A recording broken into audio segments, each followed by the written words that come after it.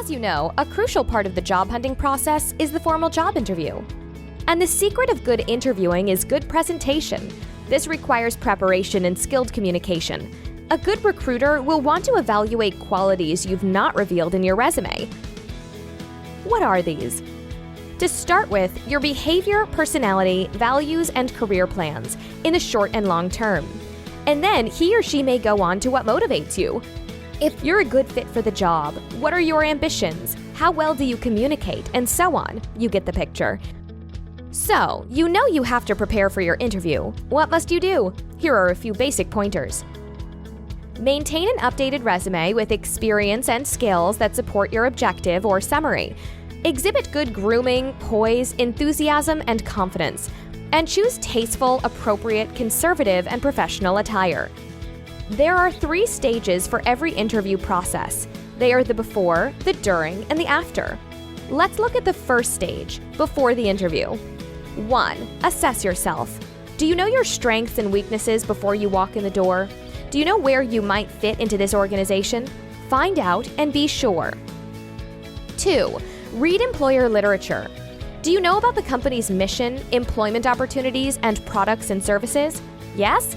Communicate what you know at some point during the interview. And 3. Verify the particulars. Do you know the exact time and place of the interview? Make sure you arrive at least 10 minutes early. Do you know the recruiter's name, including how to pronounce it, and his or her title? Do what research you can before you meet him or her. The second stage is during the interview. 1. Sell yourself. Instead of answering questions, illustrate your personal qualities and strongest abilities with examples from your past. Try to address any underlying questions you think the recruiter might have about your suitability for the job. 2. Keep him or her focused on your resume. Let him or her determine if your skills are a good fit for the position and company. And this is where you ask questions, which brings us to point 3. Always have your own questions to ask, and let them be meaningful. 4. Be positive. Explain failures or shortcomings with what you learned from the experience, rather than give excuses or blame others. Be honest and candid. And 5. Be aware of your body language. This is critical. Sit up straight. Don't let your hands or feet give away your nervousness. Dress professionally, shake hands firmly, smile at the recruiter. Keep your eye contact steady. Be optimistic and confident, bright and alert.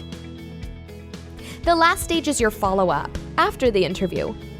Has the recruiter asked for credentials, references, or transcripts? Provide them just as soon as you can. Be sure to write down his or her name, title, and address. And write a thank you letter for the interview opportunity. If you forgot to say something, say it now. And last but not least, remind the recruiter of just how good you are, your qualifications, your strengths, and your perfect fit for the job. And now, for telephone interviews, here too are a few things you need to keep in mind. Don't ramble. If a recruiter calls unexpectedly for a phone interview, either try to schedule an appointment for the interview or simply excuse yourself politely and offer to call back in 5 minutes. This gives you the advantage in knowing how you would like to structure the call in terms of points you want to cover. Trigger words on a notepad or post-its are a great idea too. These will help you get your points across. And finally, follow up the telephone interview with a thank you letter just as you would for a regular interview. Now's the time to sell yourself, so come visit us in the Department of Career Planning and Development for a mock interview, or to connect with jobs, internships, and co-ops.